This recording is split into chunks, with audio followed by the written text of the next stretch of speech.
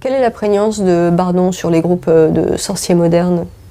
Elle est importante. Je pense que le CVIM doit être à l'heure actuelle l'un des ouvrages les plus recommandés pour les débutants, ou même les gens confirmés. C'est l'un des ouvrages les plus lus et les plus vendus, je pense, en matière d'ésotérisme.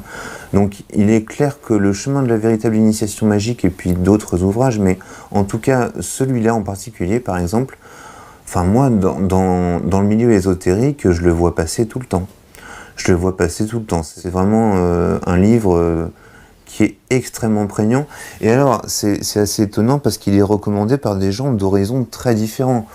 Ça va être recommandé par des païens, par des wiccans, par des lucifériens,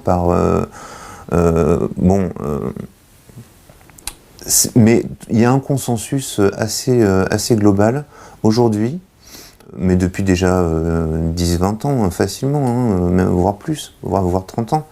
Il y a un consensus assez global pour dire que Bardon, ça fait partie des bases, et ça fait partie des bases à acquérir, à travers le CVIM en tout cas. On sait qu'il y a eu également un regain pour Moriasson, qui serait un de ses disciples dans les années 90, où toute librairie ésotérique qui se respectait proposait en fait ce livre en première intention. Bon, clairement, il y a eu un gros coup de marketing aussi à l'époque, voilà, où on pouvait commander le Pentacle de la Lumière directement avec un petit coupon dans le livre, hein. C'était vraiment le phénomène de mode de l'époque.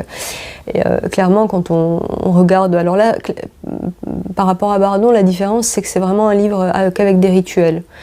Et quand on regarde, on voit vraiment une influence rosicrucienne et Golden Dawn, hein, dans ce livre.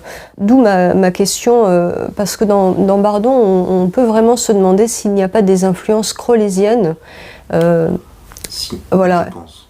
C'est parce qu'on le ressent, et il est confirmé en fait de sources sûres que Bardon avait une bibliothèque qui contenait des écrits de Crowley.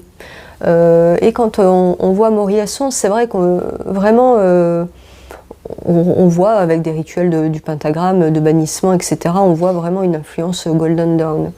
Je pense que Bardon a lu Crowley, oui, ça oui. Oui, non seulement on l'a lu, mais a été influencé par Crowley. Aleister Crowley, donc. Mais la place que ça a pu prendre dans sa pratique magique, peut-être qu'il y a eu un basculement, justement. Peut-être qu'il y a eu un basculement chez Bardon sur les dernières années de sa vie, ou même avant, peut-être. Peut-être qu'il y a eu un basculement où ces pratiques-là, justement, ont été potentiellement le moyen de s'extraire des eaux très noires dans lesquelles il avait nagé dans sa jeunesse.